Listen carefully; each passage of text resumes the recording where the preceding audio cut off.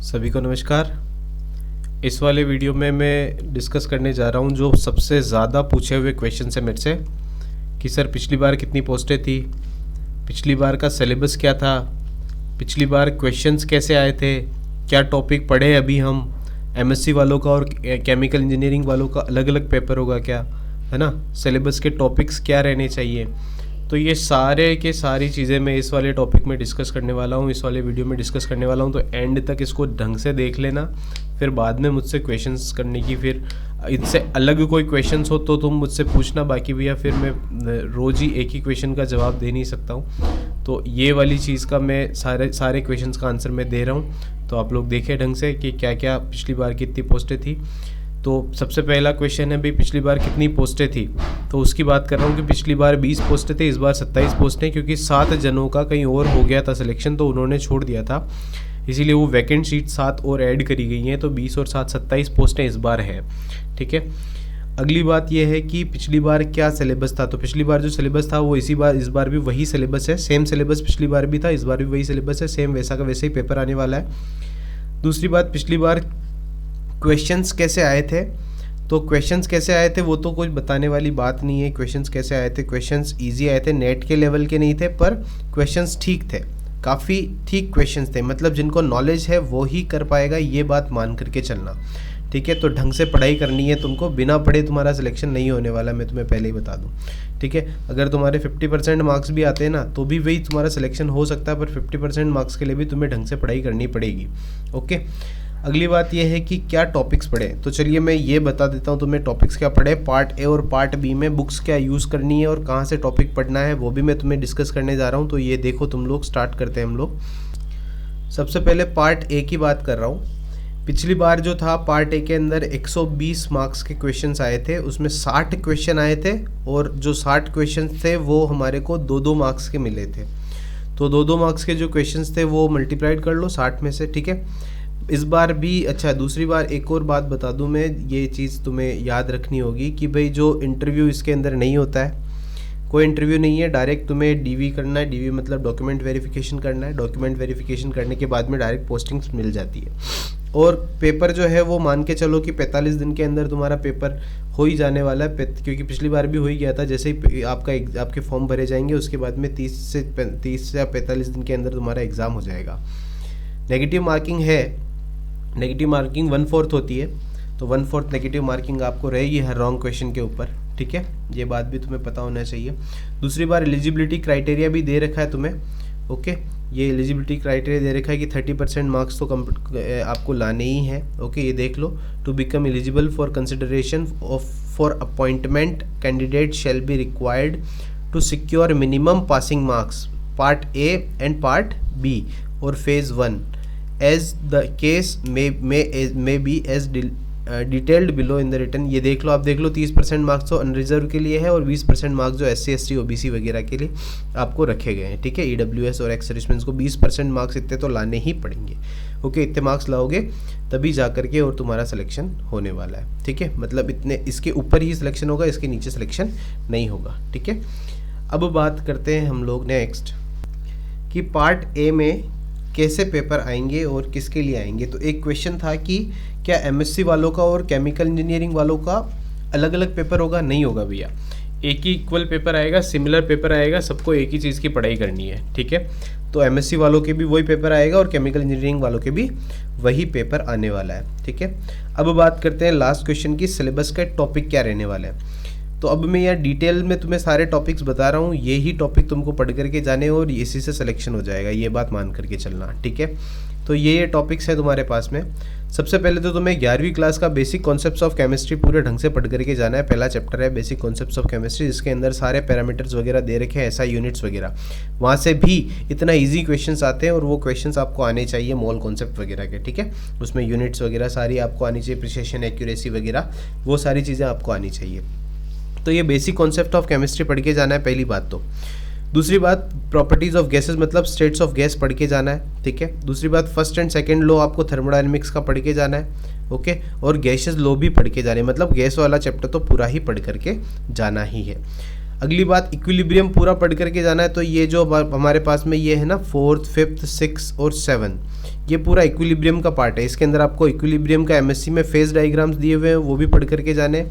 Chemical equilibrium, physical state of equilibrium मतलब physical equilibrium, chemical equilibrium, okay. और ionic equilibrium, क्योंकि sample mixture आ गए, आयनिक इक्विलिब्रियम भी पढ़ के जाना है। मतलब इक्विलिब्रियम का पूरा पोर्शन पढ़ करके जाना है। उसके बाद में थर्मोडायनेमिक, बात करें हम लोग क्वांटम थ्योरी की, कि क्वांटम थ्योरी के अंदर भी आपको यही इंट्रोडक्शन और प्रिंसिपल्स, मतलब वो सिंपल आ गया कि आपको श्रोडिंगर वेव इक्वेशन पढ़ करके जानी है। श्रोडिंगर वेव इक्वेशन के जो भी एप्लीकेशंस है वो पढ़ करके जाने हैं, ठीक है। तो ये दोनों में वही चीज़ आएगी। तो ये बीएससी वालों को तो मिल जाएगा 3rd ईयर की केमिस्ट्री के अंदर, फिजिकल केमिस्ट्री में 3rd ईयर में अच्छे से दे रखा है, वहाँ से आप पढ़ सकते हो। अब इसकी जो तुम्हारे को पढ़ना है, जो इंजीनियरिंग केमिस्ट्री वाले बच्चे हैं उनके लिए कौन सी बुक होगी, प्रेफर होगी, वो मैं तुम्हें भी बता दूंगा, लास्ट में बताऊंगा मैं उस चीज़ को, ठीक है। अगली बात है 10th में स्ट्रक्चर ऑफ एटम पढ़ के जाना और एटॉमिक स्पेक्ट्रा पढ़ के जाना है। एटॉमिक स्पेक्ट्रा के बाद में मतलब ये हो गया 12th क्लास का पार्ट, 11th क्लास का पार्ट हो गया। सिंपल बेसिक केमिस्ट्री पढ़ के जानी है ना। उसके बाद में मॉलिक्यूलर स्ट्रक्चर में मतलब हो गया 11th क्लास का 1st, 2nd, 3rd, 4th chapter अच्छे से पढ़ करके जाना है। मॉलिक्यूलर सिमेट्री वाला पोर्शन अलग से पढ़ करके जाना है। सिमेट्री में आपको पता ही है क्या पढ़ना है। अगली बात 13 वाले में देखें, 13 में आपको मॉलिक्यूलर स्पेक्ट्रोस्कोपी पढ़ के जाने, रोटेशनल और वाइब्रेशनल स्पेक्ट्रा, ठीक है। बीएससी वालों के बीएससी 2nd ईयर के अंदर ये चीज़ आ जाएगी, तुम्हारे को एक ही बुक के अंदर सारा कंटेंट मिल जाएगा केमिकल वालों को। फिर मॉलिक्यूलर स्पेक्ट्रोस्कोपी में इलेक्ट्रॉनिक ट्रांजिशन, मैग्नेटिक रेजोनेंस, है ना। स्टैटिस्टिकल थर्मोडायनेमिक्स के 2 कॉन्सेप्ट्स और एप्लीकेशंस ये अलग से पढ़ के जाने 16, 17 पॉइंट, है ना। उसके बाद में 18th में मॉलिक्यूलर इंटरेक्शंस पढ़ने। मॉलिक्यूलर इंटरेक्शंस के बाद में मॉलिक्यूलर इंटरेक्शंस मतलब हो गया बॉन्डिंग, केमिकल बॉन्डिंग मतलब हो गया, समझ में आ रही है मॉलिक्यूलर इंटरेक्शन का मतलब, केमिकल बॉन्डिंग यहाँ पढ़ के जाना है। उसके बाद में 19 और 20 की बात करें हम लोग, मैक्रोमोलिक्यूलर और एग्रीगेट्स, है ना, मतलब पॉलीमर्स हो गए, ओके। ये चीज़ मान करके चलो, मैक्रोमोलिक्यूलर पॉलीमर्स में मेनली कंसिडर कर रहा हूँ, और बायोमोलिक्यूलर पॉलीमर हम लोग कंसिडर कर रहे हैं, ठीक है। उसको मैं बाद में और अच्छे से बता दूंगा, वहाँ से क्वेश्चन आते हैं, 100% आएंगे तुम्हारे। नेक्स्ट बात करें हम लोग मटेरियल्स, और इसमें सॉलिड स्टेट अलग से दे रखा है, तो सॉलिड स्टेट से क्वेश्चन बनना पॉसिबल है, 100% आएगा।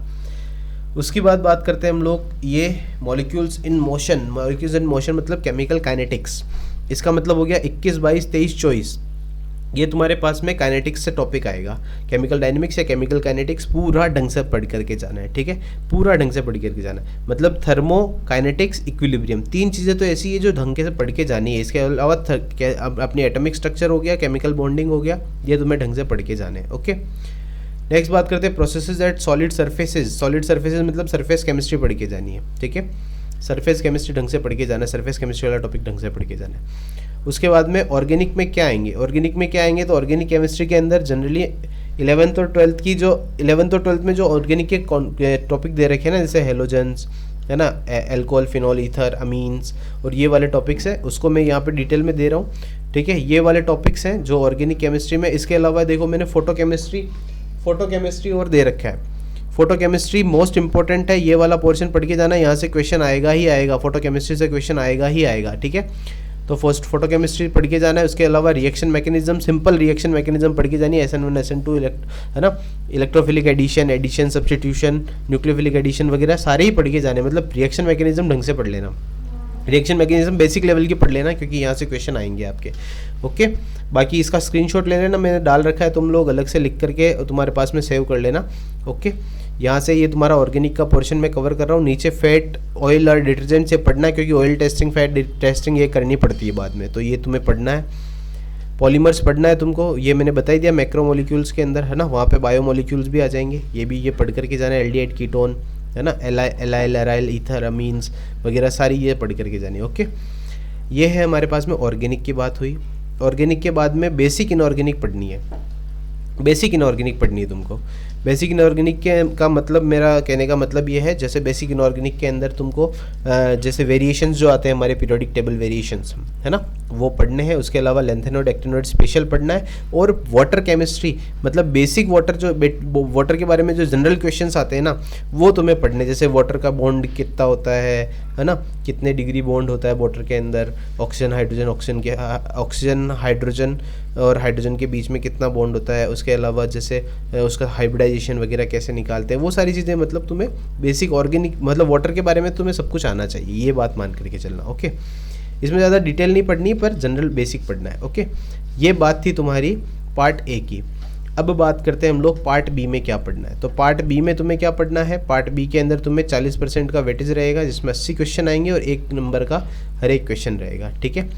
तो इसके अंदर रीजनिंग और मेंटल एबिलिटी बहुत इजी आती है, तो तुम लोग एक बार भी तुम लोग कर लोगे ना, तो RS अग्रवाल से कर लोगे या किसी से भी, किसी भी बुक से, तुम जिस भी बुक को प्रेफर करते हो, सिंपल देख लेना एक बार, रीजनिंग और मेंटल एबिलिटी सिंपल कर लेना। मैथमेटिक्स 10th लेवल तक की करनी है, ओके।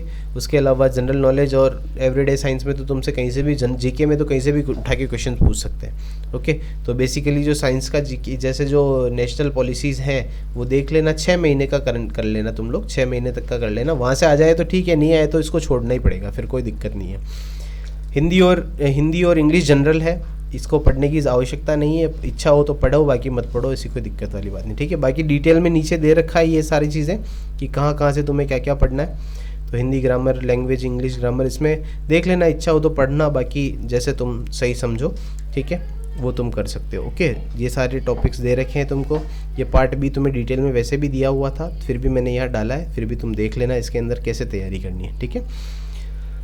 तो ये बात थी हमारी सिलेबस की। अब बात करता हूँ मैं कि ये चीज़ तुम्हारे को क्या क्या टॉपिक्स मिलेंगे, तो कहाँ से मिलेंगे। तो तुम्हारे को एटकिंस की जो बुक आती है तुम्हारे लिए, जो इंजीनियरिंग केमिस्ट्री के बच्चे हैं उनके लिए एटकिंस की बुक को ढंग से पढ़ना है ना।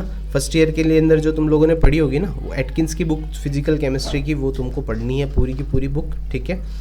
और उसी से क्वेश्चंस आने वाले हैं और वहीं से आने वाले हैं, ये बात मान करके चलना, ठीक है। और अगर मान लो एटकिंस से भी तुम्हारे को समझ में नहीं आ रहा है क्योंकि हार्ड है, किसी का बेसिक वीक है, तो मैं रेगुलरली वीडियोस बना रहा हूँ, वहाँ से तुम लोग पढ़ सकते हो इसको ढंग से, ठीक है। वहाँ पे मैंने सारी चीज़ें जनरली कवर करी है। फिर भी अगर तुम्हें लगता है कि नहीं किसी टॉपिक के बारे में और वीडियो बनना चाहिए सर, और डिटेल होनी चाहिए, तो मैं वहाँ और डिटेल भी पढ़ा दूँगा, पर पढ़ना तुम्हें पड़ेगा, ठीक है सर। तो बहुत बहुत धन्यवाद, और लाइक शेयर सब्सक्राइब कर दो दोस्तों, फिर मोटिवेशन बढ़ता है तो मज़ा भी आता है वीडियो बनाने में। अगर लाइक शेयर सब्सक्राइब नहीं मिल पाते हैं तो फिर वही डीमोटिवेट हो जाता है आदमी, फिर वो इच्छा कम होती है वीडियो बनाने की। तो प्लीज़ आप लोग सपोर्ट करो और साथ बने रहो, सब्सक्राइब कर दो चैनल को अगर सब्सक्राइब नहीं किया हो तो, और जो भी टॉपिक के बारे में तुम्हें पूछना है वो भी मुझसे पूछ सकते हो। एक क्वेश्चन और था, कट ऑफ क्या थी, तो उसका मैं PDF ढूंढ रहा हूँ, मेरे लैपटॉप में कहीं इधर उधर रखा हुआ है, वो मिल जाएगा। और कट ऑफ का भी मैं अलग से वीडियो बनाने की कोशिश करूँगा, वो मिलते ही, ठीक है। धन्यवाद।